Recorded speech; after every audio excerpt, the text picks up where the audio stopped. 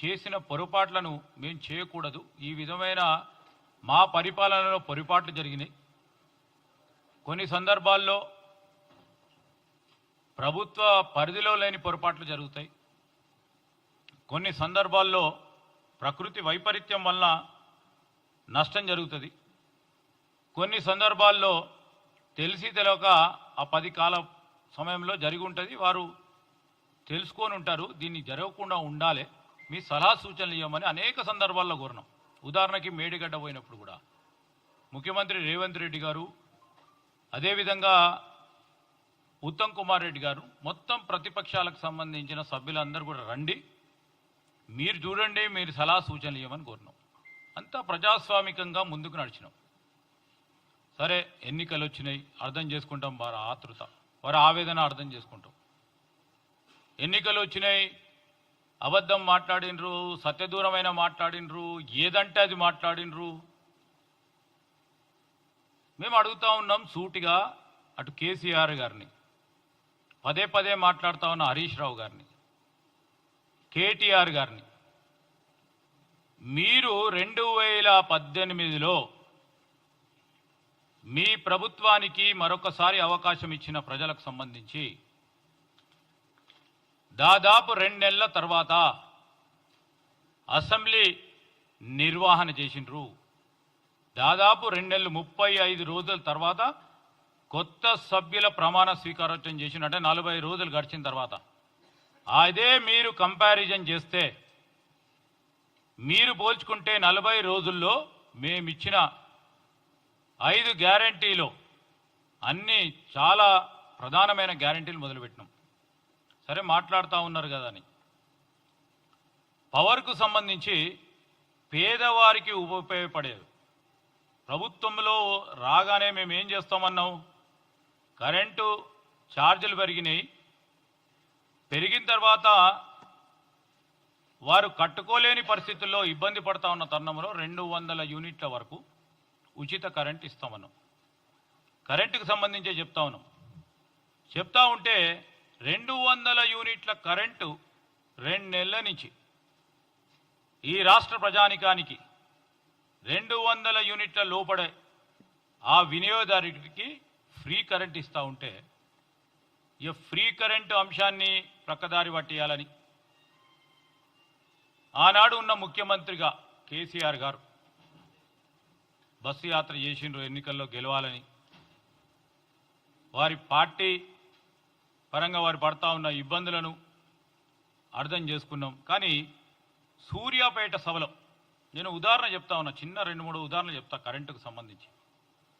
సూర్యాపేట సభలో కేసీఆర్ గారు ఆ సభకు సంబంధించి ఆడున్న డిస్కామ్ కనెక్షన్ తీసుకోలే, అసలే తీసుకోలే, దాన్ని వాడలేరు.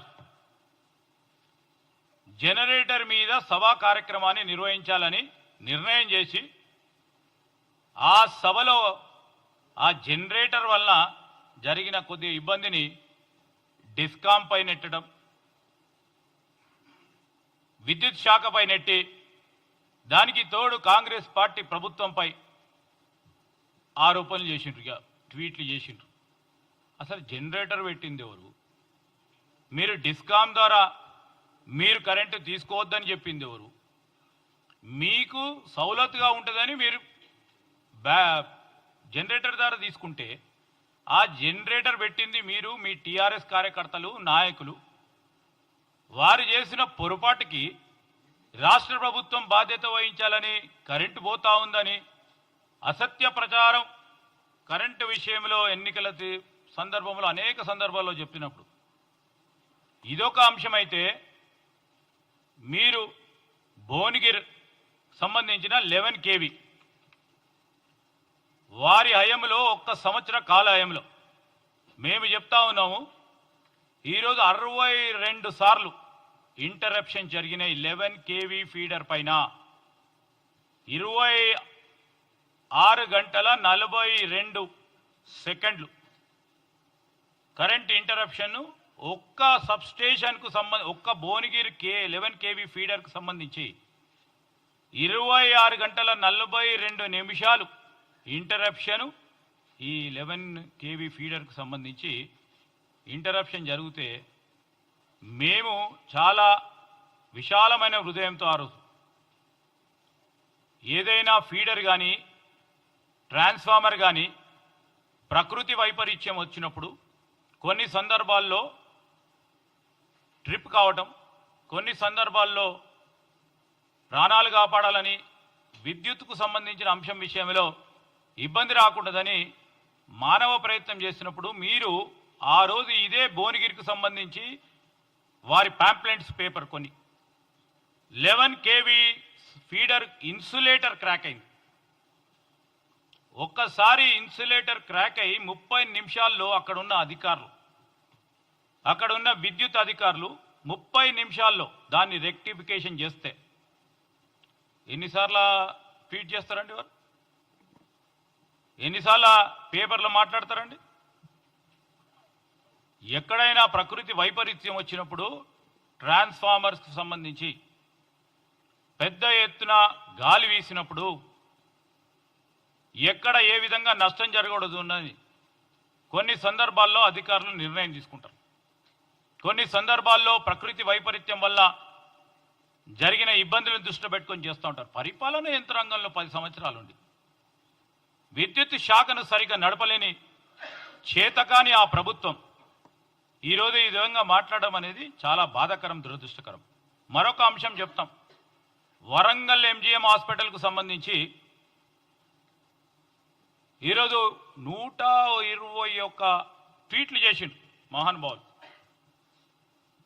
11 kV ఫీడర్ ఇది కూడా హాస్పిటల్కు సంబంధించి ఆ ఫీడర్కు సంబంధించిన టెక్నికల్ అంశం విషయంలో మిగతా హాస్పిటల్కు సంబంధించిన మిగతా డిపార్ట్మెంట్స్ అన్నిటికీ కూడా కరెంట్ వస్తే డయాలసిస్కు సంబంధించి అక్కడ లైను ఇబ్బంది వల్ల అక్కడ జనరేటర్ ఆన్ కాలే, కేవలం జనరేటర్ ఆన్ కాలే. పొద్దున్న లేస్తూనే వాళ్ళ పత్రికా పాంప్లెంట్లో పెద్ద ఎత్తున ముందుకు పెట్టి ఈరోజు 24 పేషెంట్లకు ఇబ్బంది కలిగించే విద్యుత్ శాఖకు సంబంధించిన అంశం అని చెప్పినప్పుడు కొద్దిగా ఆలోచన చేయాల్సిన అవసరం ఉండేది. ఎందుకైంది, ఏ విధంగా అయిందని. జనవరి 23, 2023 నుంచి డిసెంబర్ 23 వరకు మేము ఎలా చెప్తా ఉన్నాం, అదే హాస్పిటల్లో, అదే ఎంజీఎం హాస్పిటల్లో 121 సార్లు బ్రేక్ డౌన్ అయింది. 45 గంటల 56 నిమిషాలు విద్యుత్ అంతరాయం కలిగింది. దీనికి సమాధానం ఎవరు చెప్పాలా? మేమే. మీ చిన్న ఆలోచనలు మాకుంటే ఆ రోజు ఇంత పెద్ద ఎత్తున మేము అర్థం చేసుకొని కొన్ని అంతరాయాలు, కొన్ని అంశాల విషయంలో జరుగుతూ ఉంటుందని పెద్ద హృదయంతో ఆలోచన చేస్తే ఆ రోజు కూడా మీరు చూసిండ్రు ఎంజీఎం హాస్పిటల్లోనే ఇదే ఐసీయూలో ఎలకలు పేషెంట్ కాలు కొరికినాయి. దానికి సమాధానం ఫస్ట్ చెప్పాలా? ఫస్ట్ మేము ఎందుకు చెప్తా ఉన్నామంటే ఈరోజు మేము ఎక్కడ కొత్త వ్యవస్థను స్థాపించాలి పరిపాలన యంత్రాంగానికి సంబంధించి. ఈరోజు విద్యుత్ శాఖకు సంబంధించే అవే డిస్ట్రిబ్యూషన్ కంపెనీస్ ఉన్నాయి కదా, కొత్తవి పెట్టలే కదా. ఇన్ఫ్రాస్ట్రక్చర్ అవే ఉన్నాయి కదా. మానవ వనరులు ఈరోజు ఇంజనీర్లు కానీ, సబ్ స్టాఫ్ కానీ, లైన్మెన్లు కానీ ఈరోజు వారి ద్వారానే వారి సేవ